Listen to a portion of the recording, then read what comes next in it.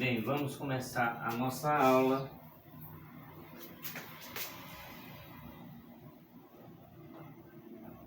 Aula 7. História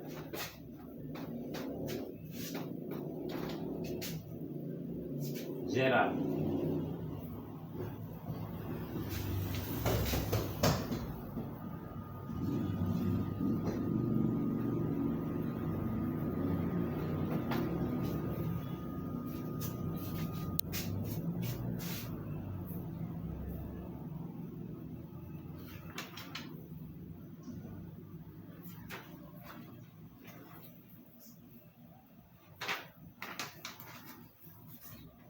Vamos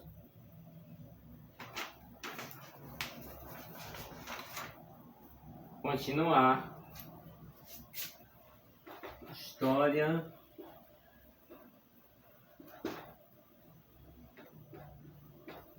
da Grécia Antiga.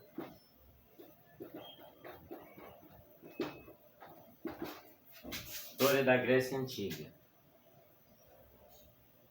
Com a chegada dos dórios, povo de característica guerreira e belicosa, os conflitos se intensificaram na região, havendo muitas confusões sociais acompanhadas de guerras internas e o movimento natural de dispersão dos povos que compunham o mosaico da Hélade, do qual falamos na aula passada, da diáspora grega. Houve um grande deslocamento em busca de ilhas situadas no mar Egeu e outras regiões da Ásia Menor. Nesse período sobraram os relatos do poeta Homero acerca da famosa Guerra de Troia e das façanhas de Ulisses nas narrações de Ilíada e da Odisseia, que se tornaram ícone da literatura e da poesia grega. Por isso, período homérico é, de certa forma, como se não houvesse muitos registros sobre a história grega de fato, né? Período homérico. Historiadores prestaram homenagem ao grande poeta Homero, dando ao momento seguinte da história da civilização helênica o seu nome, enfatizando a necessidade de união política por parte dos já assim denominados gregos. Por intermédio dos dórios, mais afeita à conquista, que se iniciou na Península Balcânica um processo lento de agrupamento social e político. Com o aumento demográfico natural ocorrido na região, o gênero, comunidade coletivista, se organizaram em fratrias. Conjunto de gênero depois originaram as tribos que levaram em consideração o fator consanguíneo e a origem de cada grupo que formava a sociedade na Grécia. Portanto,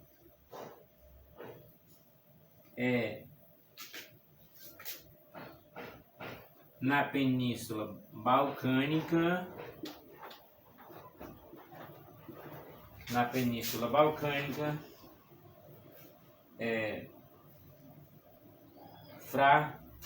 organizavam-se em fratrias.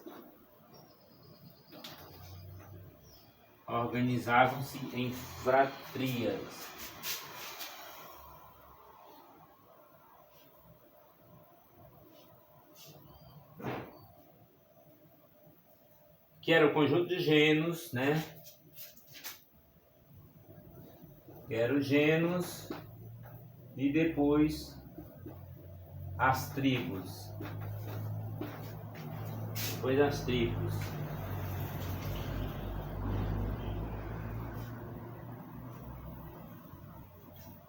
Assim começa a se formar a sociedade na Grécia.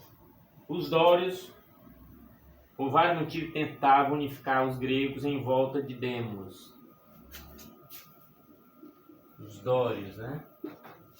Dórios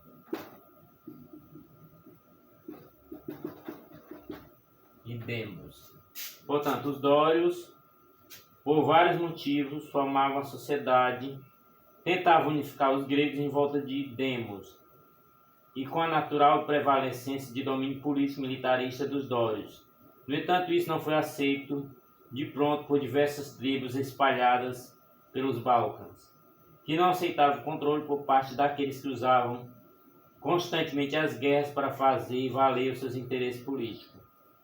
Com a crise na comunidade gentílica, a Grécia se transformou em um palco de violentos conflitos e tensões sociais, que resultaram em uma nova dispersão do povo grego, denominada de segunda diáspora grega. Então vamos entrar aqui na segunda diáspora grega. Segunda diáspora grega. Levando populações para várias regiões longínquas, até a Península Itálica, por exemplo. Nessa situação conflituosa, as tribos começaram a se unir em prol de um objetivo comum e, usando de fato ético, resolveram adotar um sistema político-social de autonomia, deram origem às estruturas que passaram a se chamar de polis.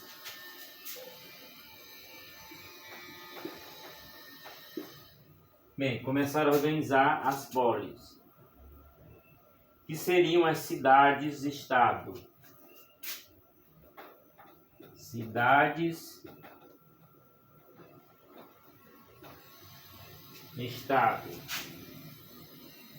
Ou cidades-estados.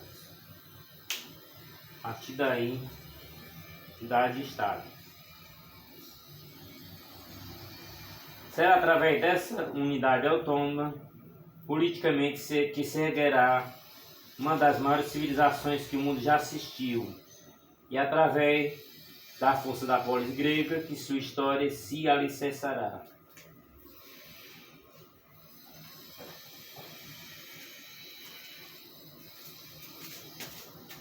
A história da Guerra de Troia alcançou a imortalidade devida a um poeta.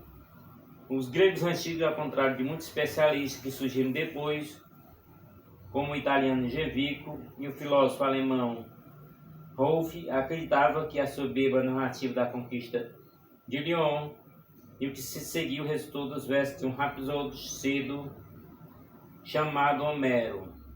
Portanto, um rapsodo cego chamado Homero.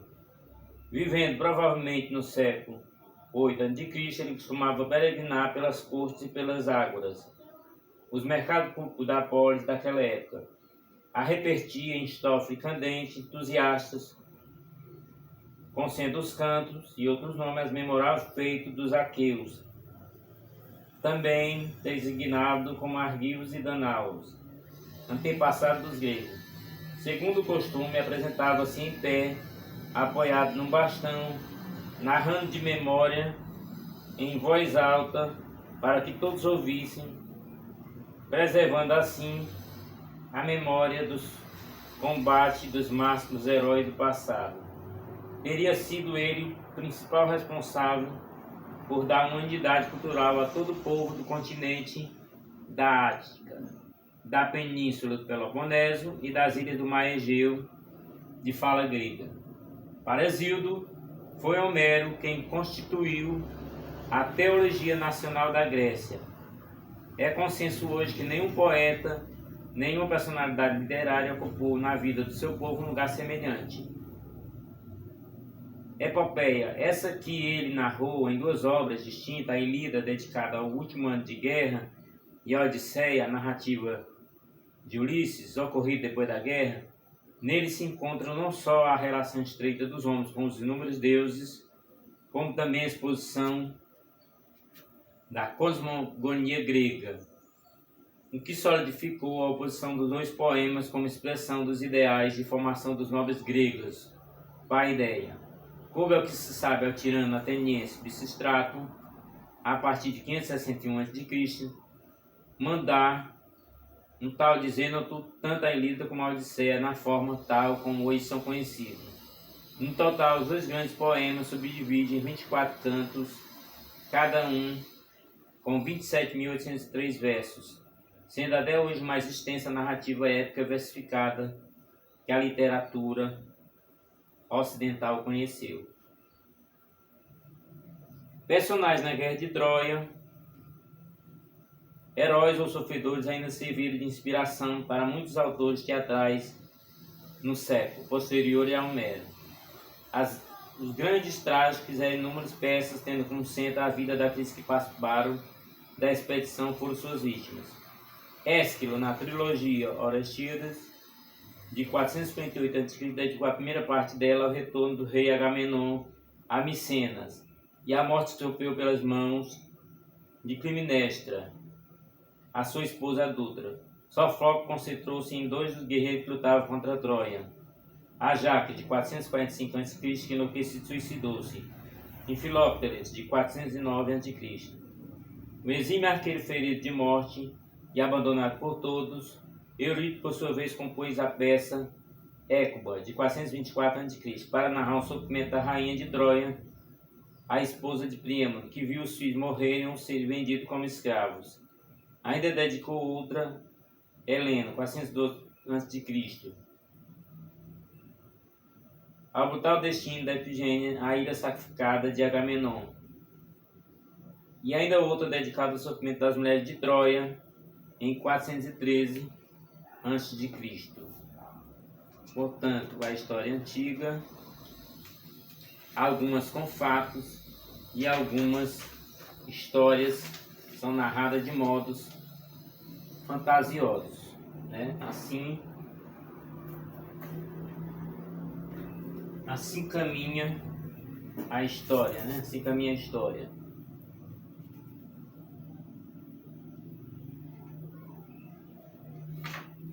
E assim nós vamos para um capítulo muito importante da história, que é a transição, né? Transição do feudalismo para o capitalismo.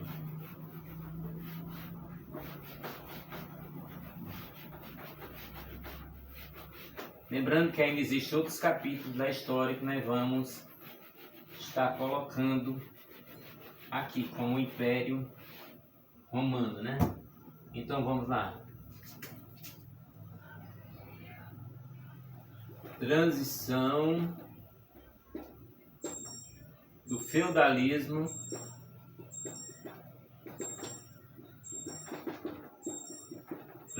feudalismo para o capitalismo.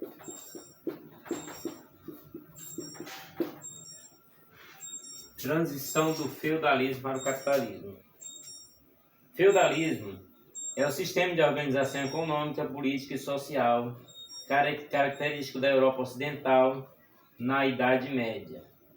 Com as invasões bárbaras, a crise do escravismo e a desagregação do regime político de Roma, a partir do século V, a Europa inicia uma grande e profunda reestruturação marcada pela descentralização do poder, ruralização da economia e pelo emprego da mão de obra servil, que seria a base do feudalismo. Portanto, feudalismo, já vamos nós para o século V da história.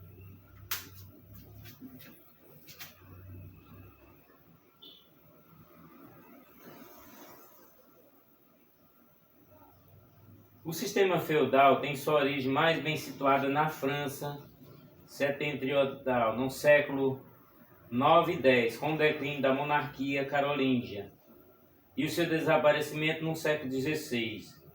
O sistema feudal teria suas gêneses na fusão de elementos de origem românica e germânica. Portanto, surge na França, né? Surge na França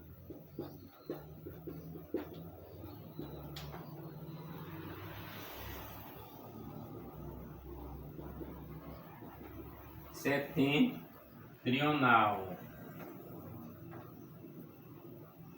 Na França setentrional,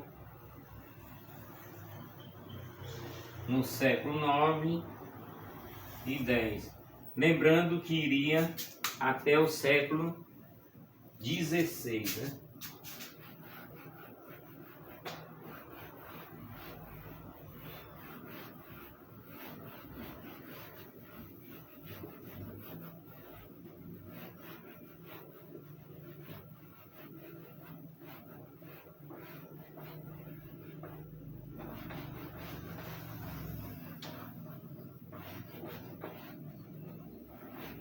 Lembrando que nós vamos ter duas aulas, né, sobre o Império Romano. Nós vamos ter essas duas aulas para a gente poder avançar para a Idade Moderna.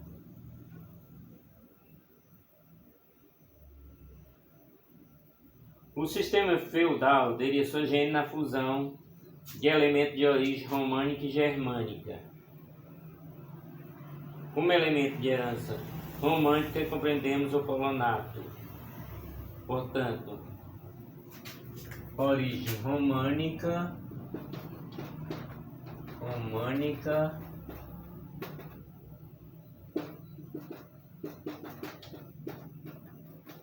e germânica.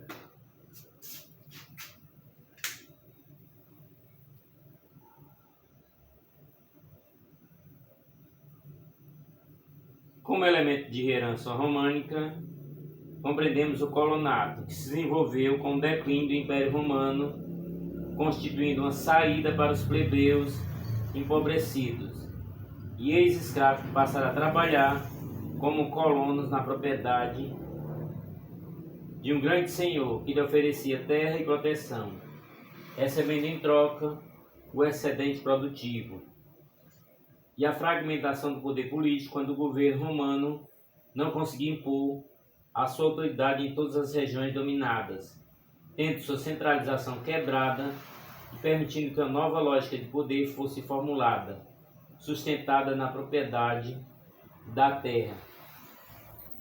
Como herança germânica no feudalismo, observamos a composição de um núcleo formado pela associação entre a economia agropastoril e as relações de fidelidade, quer dizer, agricultura e pastoreio e as relações de fidelidade, e recompensa de guerreiros e chefe militar, representada pelo comitatus e benefício. Portanto, colonato, né, de origem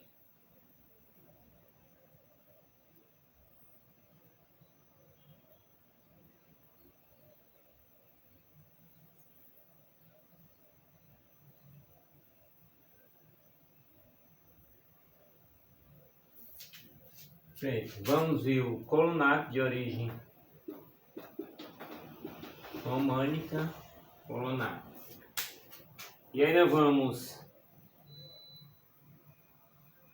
como herança germânica no feudalismo, observamos a composição de núcleo formado pela associação entre a economia agropastoril, as relações de fidelidade e recompensa entre guerreiro e chefe militar, representado pelo comitatus benefício.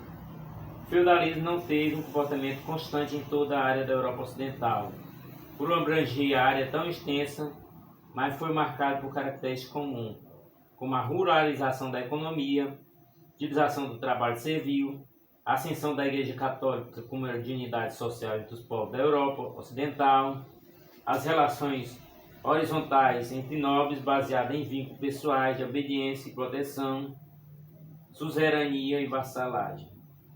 Portanto, nós vamos ter como destaque, né, Europa Ocidental. Importante destacar onde surgiu esse sistema do feudalismo.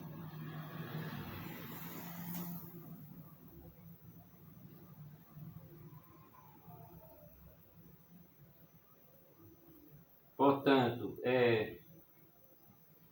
mesmo existindo reis na Europa feudal, este não contava com poder centralizado e tampouco com a política tributária unificada para todo um reino, já que além da influência ideológica da Igreja sobre a Europa, recebia também a oposição de um grande número de proprietários de terras, que eram os nobres, que não submetia ao seu controle, pois em alguns casos apresentavam um exército ameaçador para o próprio rei. Portanto, o poder político era difundido entre os senhores feudais, isso é, proprietários de grandes extensões de terra, os feudos. Portanto, havia os nobres e havia os feudos, né? Os nobres ameaçavam com seu poder bélico. No feudalismo, a estrutura econômica era marcada pela autossuficiência dos feudos e pelo predomínio da servidão, em que o servo não era propriedade do senhor feudal, mas estava preso à terra pela necessidade de sobrevivência. Portanto, o servo não era proprietário da terra, tinha apenas o direito de usá-la como obrigação de produzir para o seu sustento e para o da nobreza feudal. Portanto, a coisa não era tão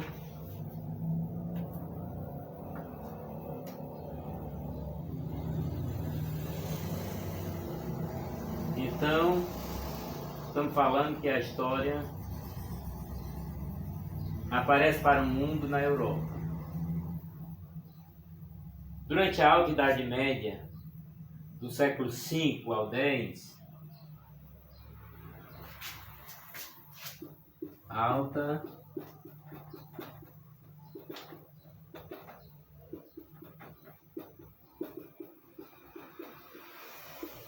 Alta Idade Média,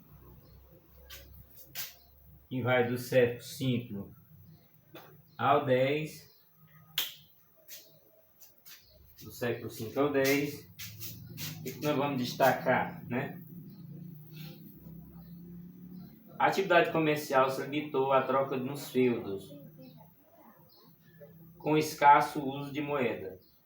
Ao longo da Baixa Idade Média, o comércio combinou-se ao conjunto de transformações daquele período, resultando no renascimento comercial, portanto, na intensificação das atividades mercantis, até a crise geral da sociedade feudal no século XIV e XV. O relativo período de paz, o aumento excedente de produção agrícola e artesanal que poderia ser comercializado, diante da expansão dos mercados, as cruzadas, que restabeleceram as relações entre Ocidente e Oriente, arruinaram Bizâncio, que perde o controle do Mediterrâneo Oriental, privilegiando os mercadores e armadores do Ocidente. Esse panorama estipulou o renascimento comercial. Portanto, vamos ter aqui a queda de Bizâncio, né? Queda de Bizâncio, ou Império Bizantino. Mais uma coisa para a nossa história.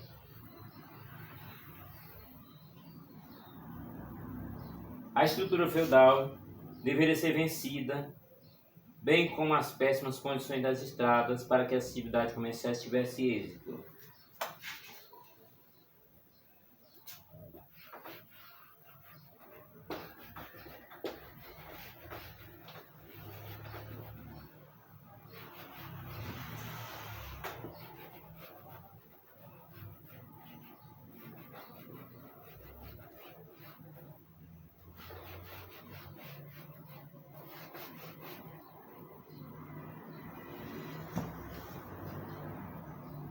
Portanto, vamos colocar aqui, né?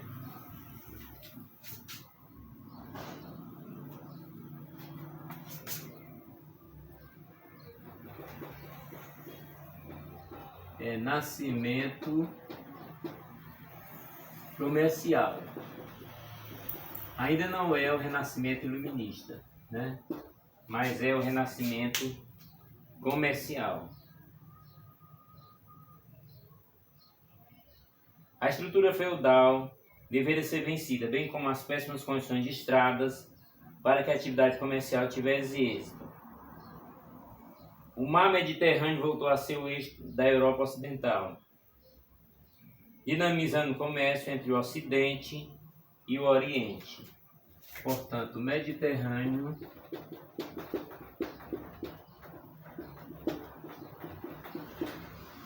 o comércio entre o Ocidente e o Oriente, né? Mediterrâneo, o comércio entre o Ocidente e o Oriente. O destaque desse comércio foram dos venezianos, em que o contato com os muçulmanos distribuía a produção vindo da Índia através da rota das especiarias. Já Gênova se vinculou a Bizâncio promovendo o comércio dos produtos da Rota da Seda. A Rota do Mar do Norte e Mar Báltico era dominada pelos germânicos, que intercambiavam cerveja, tecido de lã, peles, cereais, etc. Portanto, aí já se destaca Gênova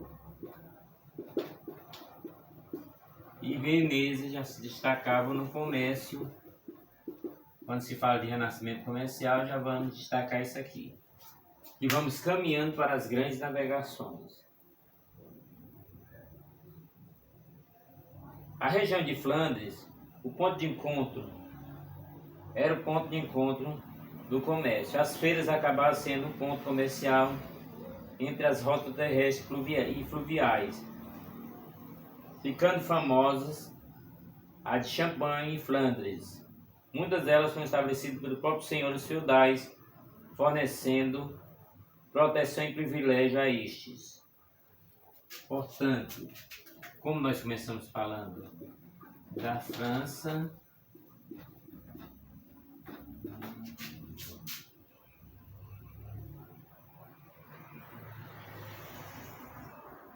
e Flandres.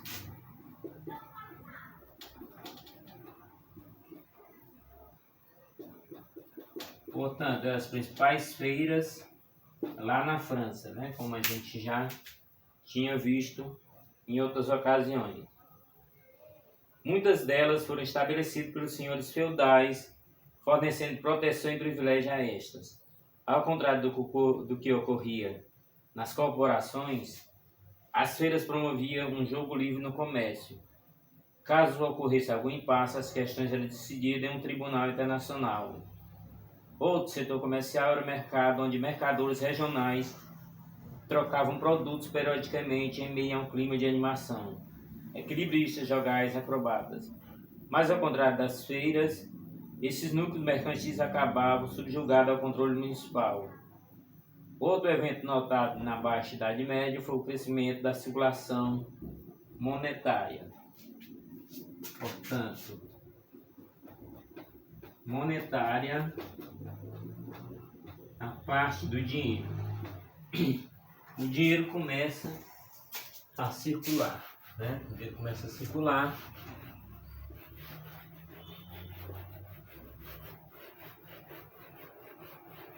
O dinheiro começa a circular na Europa e vamos caminhando para o metalismo, um assunto que veremos lá na frente.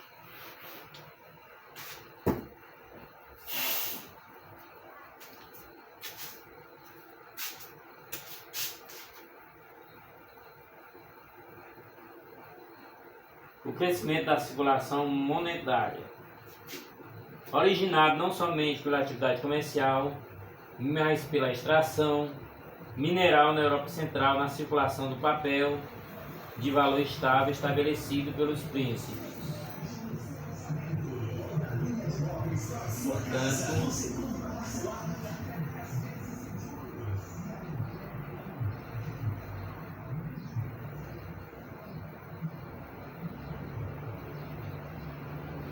de uma forma geral, o comércio não se desenvolve livremente pelo risco de saque à produção comercial, ou ainda pelo próprio posicionamento da igreja, que condenava a busca de lucro individual, ocorrendo a formação de associações. As guildas foram associações criadas a partir do século XI, formadas por mercadores de uma cidade em ranças ou ligas, que eram associações no nível de cidades. A mais importante surge no século XIII, a Liga Hanseática ou Teutônica, reunindo cerca de 90 cidades setentrionais germânicas lideradas por Luberto. Dentre os efeitos do renascimento comercial da cidade, podemos citar o desenvolvimento do comércio, o artesanato, a monetarização da economia europeia, o fortalecimento da burguesia interessada em ampliar suas atividades econômicas, o próprio relacionamento entre burguesia e reis contra senhores feudais, impulsionando a centralização política e o restabelecimento da unidade territorial. abrindo perspectiva para a construção de mercado nacional. Portanto, vamos caminhando para o nacionalismo. O quadro econômico europeu altera-se profundamente com o término das cruzadas no século XIII, o que provocou a abertura do mar Mediterrâneo e o renascimento urbano e comercial. O comércio desenvolvido nesse período era dominado por importantes cidades portuárias italianas, destacando-se Gênova e Veneza, que controlavam a ligação da Europa Ocidental com os principais centros comerciais do Oriente Próximo, como Alexandria e Antioquia, além de Constantinopla, capital do Império Bizantino. Portanto, dessas informações aqui, Constantinopla era capital bizantina, né? Porque nós estamos falando do Império Bizantino e não estamos especificando. Porque nós, quando formos ao Império Romano, vamos finalizar a nossa história no Império Bizantino.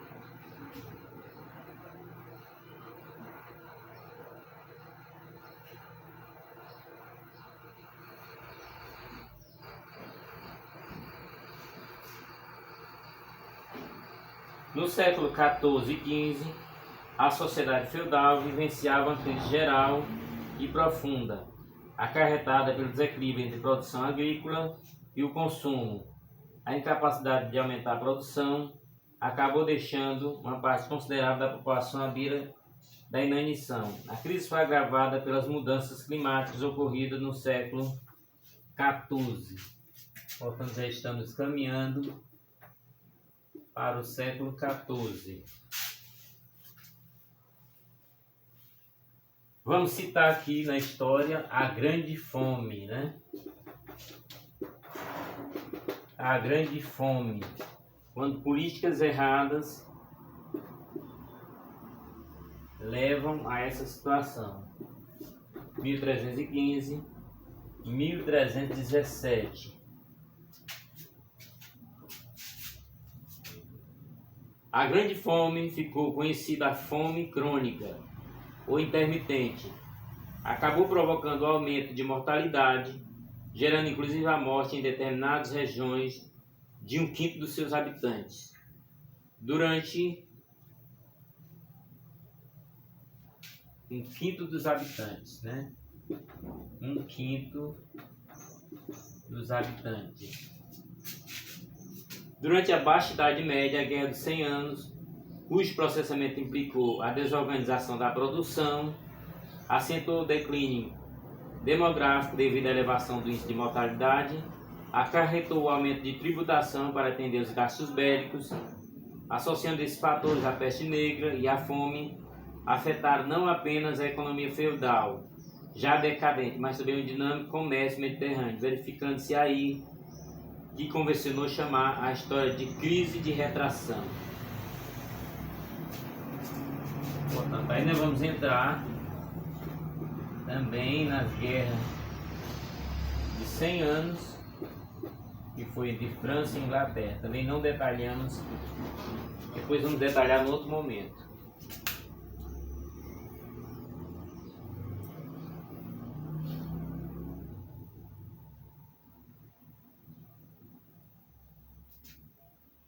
A crise da retração do comércio. Além de enfraquecer a força produtiva, restringir o mercado consumidor. É evidente que as guerras atingiram pesadamente os que viviam da terra, não só os senhores feudais, mas principalmente os camponeses. Assim, o século XIV e XV assistiram a muitas revoltas camponeses, desde Flandres, 1310, até Jacquerie, 1358, na França.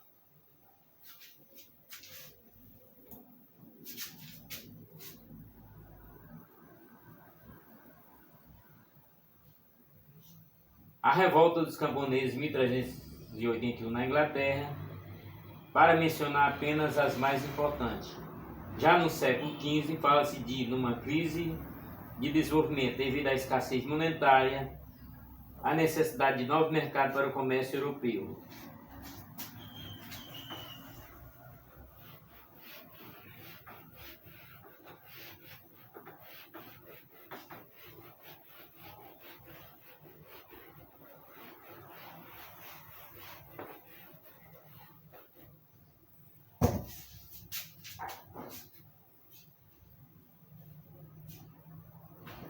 Nesse sentido, a expansão marítima poderia reativar o comércio.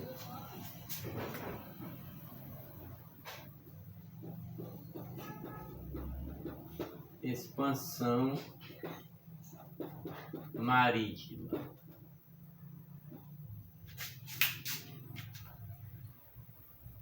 A expansão marítima poderia reativar o comércio da Europa Ocidental com o Oriente, quebrando o monopólio italiano dessa região, além de poder representar um afluxo de metais preciosos. Portanto, monopólio da Itália em quebra. É porque a relação Ocidente-Oriente seria a relação mais direta.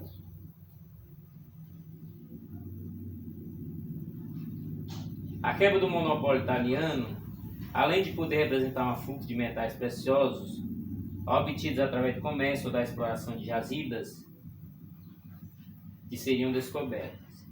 Na esfera social, destaca-se a projeção da burguesia, que desenvolve enquanto classe com o próprio crescimento do comércio monetário.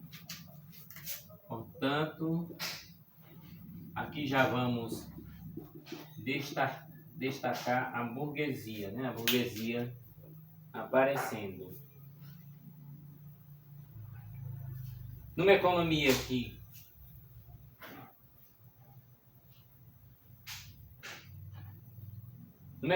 tendia cada vez mais para o caráter comercial e urbano, era importante a padronização monetária, como também a centralização da defesa militar e a elaboração de leis nacionais. Portanto, a centralização financeira para que houvesse um poderio maior nacional. A burguesia, assim, relacionava-se com os reis e, diante da crise do feudalismo, concentrava-se cada vez mais poderes em suas mãos, resultando na formação das monarquias nacionais. Monarquias nacionais. Falando de quê? Da queda do feudalismo, né? Queda do feudalismo.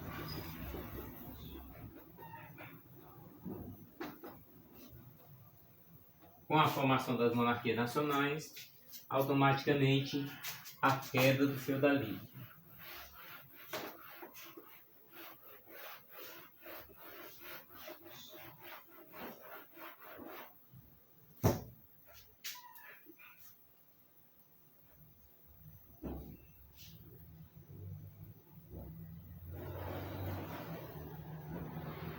A formação das monarquias nacionais, das quais a primeira foi Portugal, em 1385.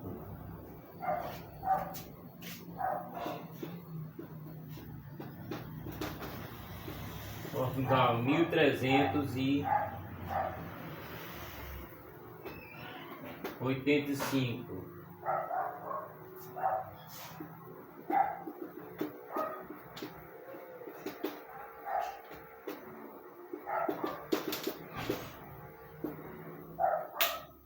Revolução de Águas.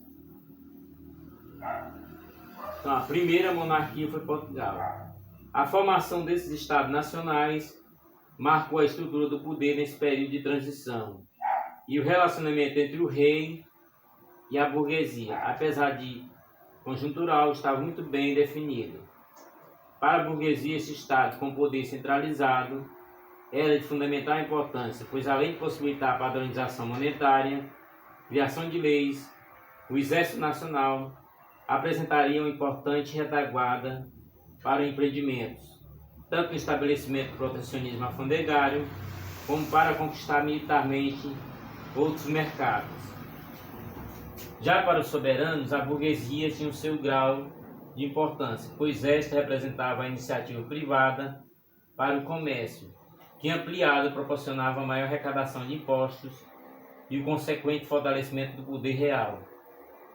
A Idade Moderna foi marcada socialmente pela manutenção de resquícios do feudalismo. Portanto, já começamos falando um pouco sobre idade moderna, né?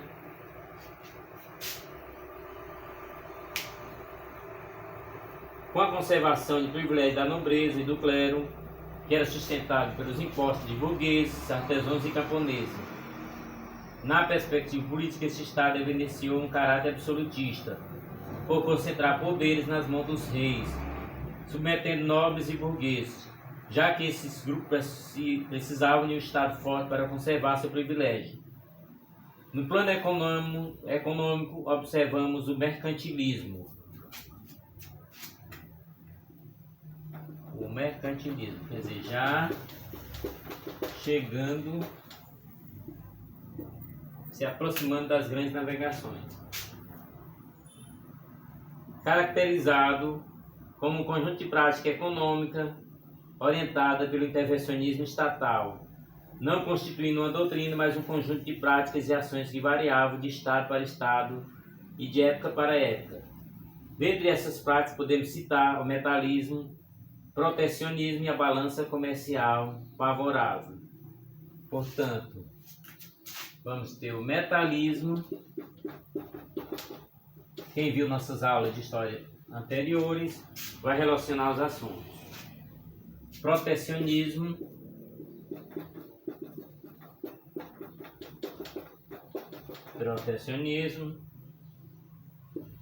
e a balança comercial favorável.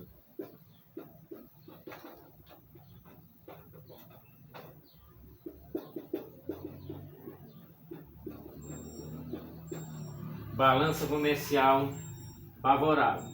As relações de produção capitalista que germinaram na Europa da Baixa Idade Média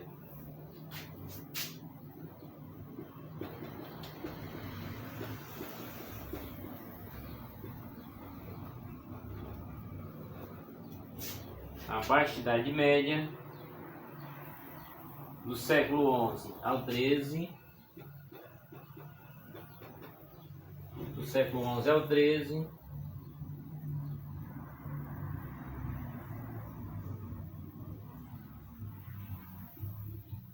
momentos de crescimento urbano e comercial foram se expandindo pelo feudalismo, como germe que corroeu o sistema, até levar à falência da sociedade feudal, com a ocorrência das revoluções burguesas na Inglaterra.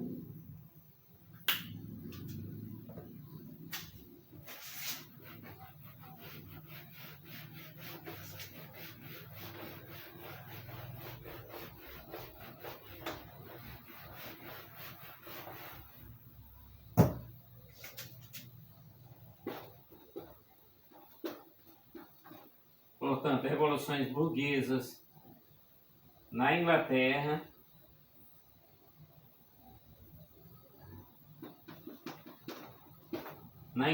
que ocorreu de 1640 a 1689. Não precisa saber de todas as datas, mas as mais importantes precisam. Na França também, de 1789 a 1814. Na Europa, no Japão e nos Estados Unidos, o capitalismo se firmou no decorrer do século XIX.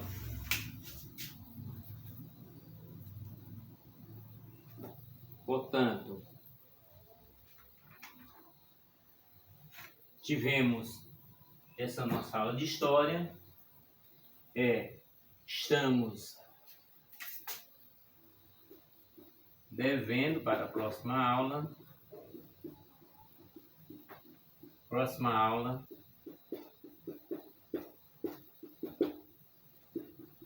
Império Romano. Então, assim, as nossas aulas vão continuando, mesmo que você não queira assistir toda, mas você deve anotar os detalhes das aulas, deve ter uma consulta ao lado, escrever alguma coisa, pesquisar alguma coisa na internet, assim você terá uma boa preparação para todas as provas, né? Ter uma boa preparação para todas as provas. Lembrando em consideração que a maioria das provas são textuais. Então, se você conhece o conteúdo, você terá facilidade de dominar os textos e separar o que é certo do que é errado nas questões. Portanto, estamos devendo para vocês a próxima aula, que seria Império Romano, que deveria ser na aula 7, mas não foi possível.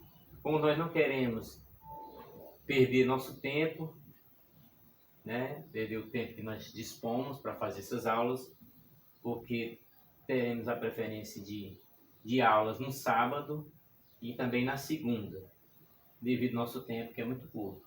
Mas aí teremos a próxima aula Império Romano. Veja também outras aulas no canal, né? Ou no blog, né? Você poderá ver outras aulas no canal ou no blog. Vamos ter outras aulas lá, vamos ter aulas Por enquanto nosso canal tem aula de português, redação e história. São essas as aulas que nós temos no canal, né? Se inscreva, indique aos colegas, comente, compartilhe, curta, toque no sininho para nos ajudar. Até a nossa próxima aula, até nosso próximo vídeo. Fiquem todos com a proteção de Deus.